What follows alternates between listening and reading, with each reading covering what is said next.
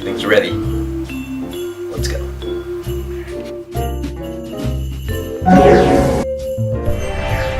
Alright, hey guys. I'm really glad to be back. Codex here. And you're here to finally talk about the last concluding anime arc for this year. And for those who do not remember, the anime arcs, or the seasons, actually go in a really weird order.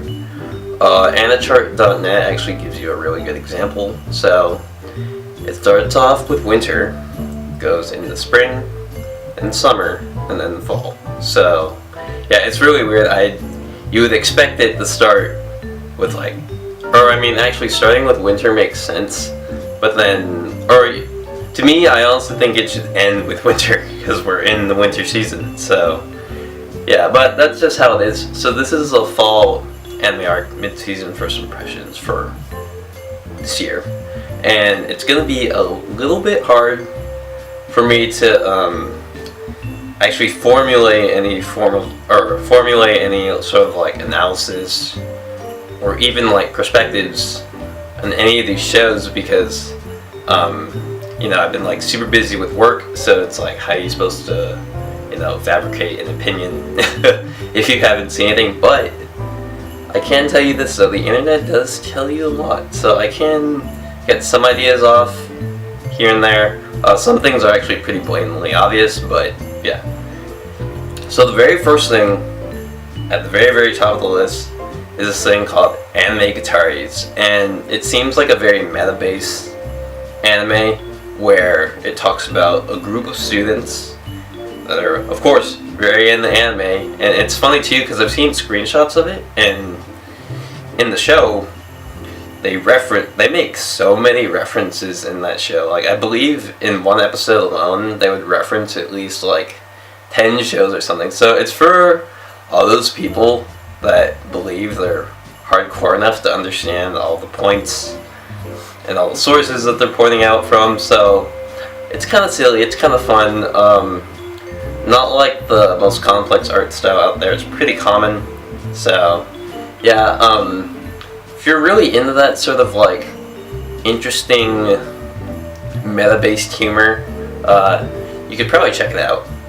And the next is actually something that's really, really popular, or pretty popular. It's called Black Clover. It's another shonen anime. It started airing this year, and like, unexpectedly, like, when this month started, I'd go on Twitter and I'd be all like, oh, I wonder what's gonna be the new trending anime for for like anything this season. So then Black Clover actually appeared a lot. Like, a lot of people actually really respected it because, shonen anime are things like Hunter x Hunter or like Naruto or like Bleach. It's anything where you have like a protagonist that starts off very, very like, they have like no knowledge of what to do, no ways or no points of survival. They don't really know how to do anything on their own. So then it's the whole idea, and Boku no Hero Academia,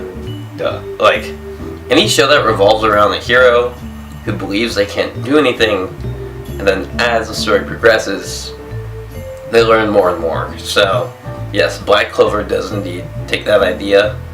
Their art style is actually pretty cool, so it's actually pretty worth checking out, I believe. Okay, so next is, I'm just gonna call it the meme anime of this year. It's everywhere, you guys. Like, Blend S's intro with, because to me, when I first saw it, it reminded me of like a hybridized version between Working and Gochumon wa Usagi Desuka. So it's like, because even their character designs look so similar, because it's about girls working in a cafe, guys are there too, so it's like you guys, did you steal something? It's like, so I think it's really funny. Yeah, the memes everywhere, like in play, and it just becomes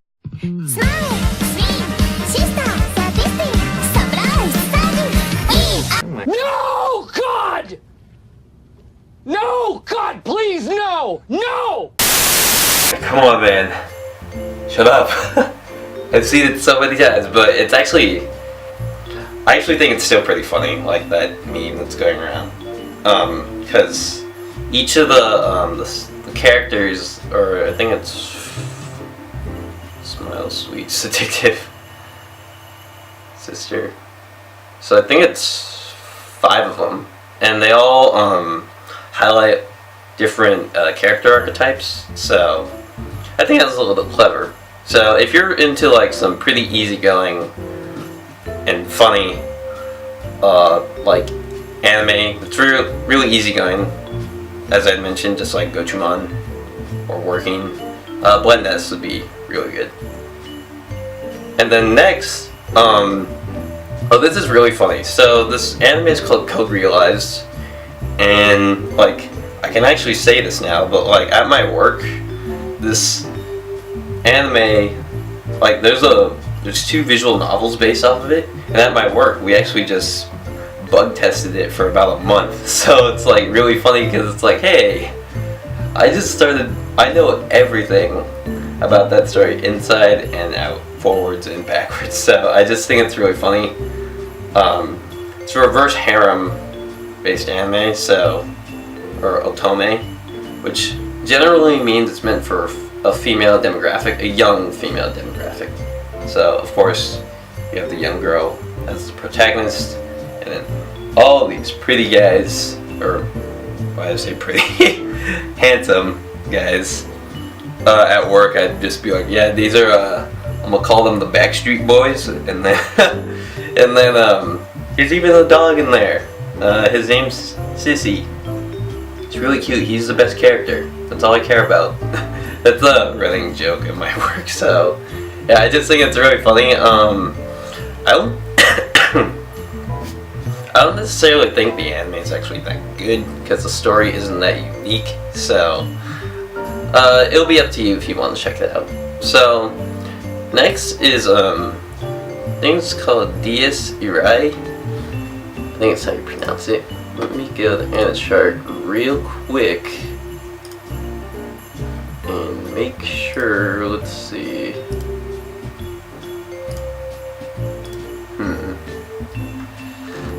Let's see.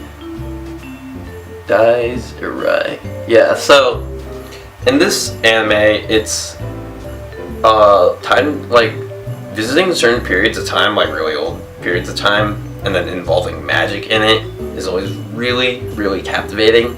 So it's like, you know, about the Soviet Union and their fight for magic and stuff like that. So I think their art style is actually really cool. So if you're into that sort of stuff, especially supernatural stuff, actually it kind of reminds me of Izetta, because in one of the other mid-season first impressions I did, that's actually very similar, because it took place in London, and instead now it's in Germany, so the Soviet Union. So that's actually really interesting now that I think about it. And then next, after that, okay, so now we're gonna start getting into some sequels, which will be actually really easy to explain. So Himouto Umaru-chan was actually a very unexpectedly good show. Like, okay, you're probably not gonna believe me for saying that, but its popularity shows that. Like, it seems really silly and extremely childish because of the art style, but it's actually really funny. And some of the like the problems that Umaru runs into are actually pretty relatable. Like in the first season, there's a part where she's on the internet and she's like, wow, the wonders of the internet, this is great. And then like she spills soda, and then she doesn't realize or know what a router is, so then the soda spills and it affects the router, and then she's like, wait, what the heck is this thing? And then like it got soda on it, so obviously the router's gonna break. And then she's like, oh no, I don't know what I did, I'll go on the internet to check. And then we can't do it because the router broke. So yeah, some of the scenarios are like really funny, pretty relatable in some sorts. So I think it's great. If you're a fan of the show, of course, watch the sequel. And then next, after that, we have Just Because. Just Because is, let's see, I remember there was one detail in here that was like really captivating, or I forgot who it was made by. Oh, I think it was the same artist that made like Clannad or something, but yeah, Just Because is actually a really meaningful romance anime. And in this romance anime, it goes back into the whole like love triangle scenario where it's like things get really complicated, but the artwork is like beautiful, and it reminds me a lot of like, what does it remind me of?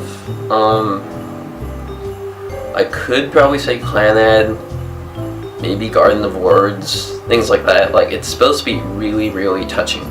So if you're really into that, I think it's really worth checking out.